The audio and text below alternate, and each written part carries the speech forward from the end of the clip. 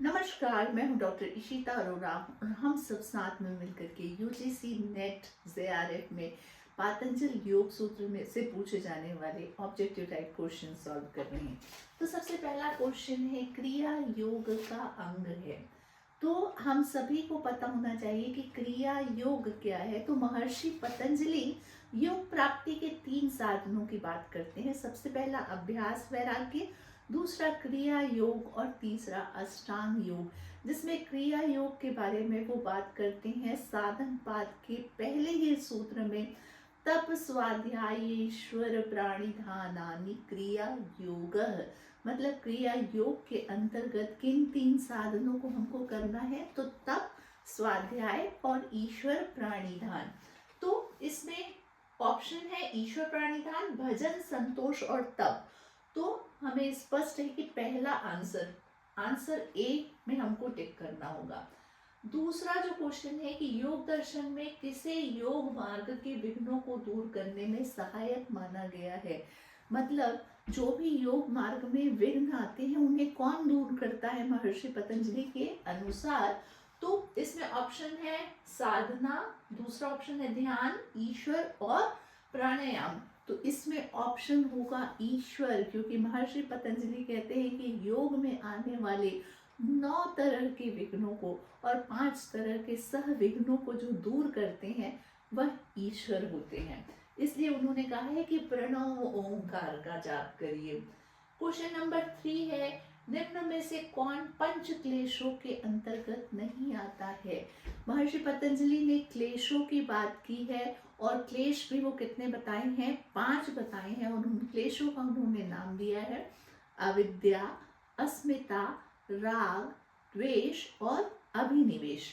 अब हम इसमें देख लेते हैं कि कौन कौन से ऑप्शन दिए गए हैं। तो पहला ऑप्शन ही अविद्या दिया हुआ है, दूसरा विपर्य, राग और द्वेष। तो कौन सा पंच क्लेशों के अंतर्गत नहीं आएगा, तो अविद्या आएगा, राग और द्वेष भी आएंगे। तो विपर्य नहीं आएगा, क्योंकि विपर्य क्या है, वृत्तियां हैं। जो 5 वृत्तियां बताई गई हैं वह इसके अंतर्गत आती। कौन कौन सी 5 वृत्तियां हैं, प्रमाण, विपर्य, विकल्प, निद्रा और स्मृति। तो विपर्य जो है वो वृत्तियों के अंतर्गत आएगा। क्लेश कितने हैं, 5, अविद्या, अस्मिता, राग, द्वेष और अभिनिवेश। इसके बाद क्वेश्चन नंबर 4 थे कि क्लेशों की अवस्था नहीं है। मतलब क्लेशों के बारे में जो महर्षि पतंजलि ने बताया है, तो कौन सी क्लेशों की अवस्था नहीं है। तो पहला उन्होंने ऑप्शन दिया प्रसुप्त, दूसरा तनु, तीसरा विच्छिन्न और चौथा विक्षिप्त। तो साधन पाद के सूत्र 4 में महर्षि पतंजलि बताते हैं कि अविद्या क्षेत्र मूत्रेशाम प्रसुप्त तनु विच्छिन्नोदाहरणम। मतलब यहाँ पर महर्षि पतंजलि यह बता रहे हैं कि जो क्लेशों की अवस्थाएं हैं वो 4 प्रकार की होती हैं, प्रसुप्त, तनु, विच्छिन्न और उदार।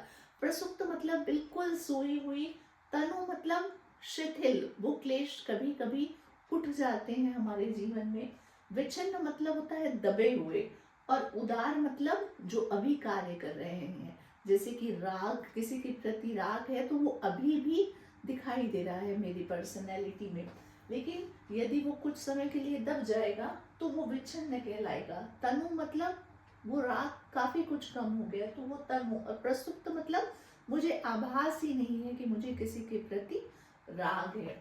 तो इस तरीके से क्लेशों की अवस्था नहीं है। तो क्या क्या होगा, प्रसुप्त, तनु, विच्छिन्न और विक्षिप्त। तो आंसर होगा विक्षिप्त, क्योंकि 4 अवस्थाएं हैं, प्रसुप्त, तनु, विच्छिन्न और उदार। ठीक है। अब इसके बाद क्वेश्चन नंबर 5 है कि क्रिया योग के अंगों को शामिल किया गया है। तो इसमें ऑप्शन है यम में, नियम में, आसन में और कोई नहीं। तो हम सभी को यह पता है कि अष्टांग योग में महर्षि पतंजलि ने नियम के अंतर्गत तप, स्वाध्याय और ईश्वर प्राणिधान को रखा है। नियम के अंतर्गत उन्होंने 5 चीजें रखी हैं, शौच, संतोष, तप, स्वाध्याय और ईश्वर प्राणिधान। तो वही तप, स्वाध्याय और ईश्वर प्राणिधान क्रिया योग का भी अंग है और वही नियम का भी अंग है। तो इसमें ऑप्शन बी सही होगा। ठीक है।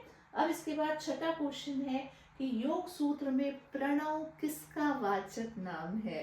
तो ऑप्शन है पुरुष, प्रकृति, पुरुष विशेष या कोई नहीं। तो इसमें ऑप्शन आंसर आएगा पुरुष विशेष, क्योंकि महर्षि पतंजलि ने ईश्वर को पुरुष विशेष कहा है और साथ में कहा है कि तस्य वाचक प्रणव, ईश्वर का वाचक नाम प्रणव है और पुरुष विशेष जो है वह ईश्वर ही है। तो ऑप्शन जो है वह पुरुष विशेष होगा।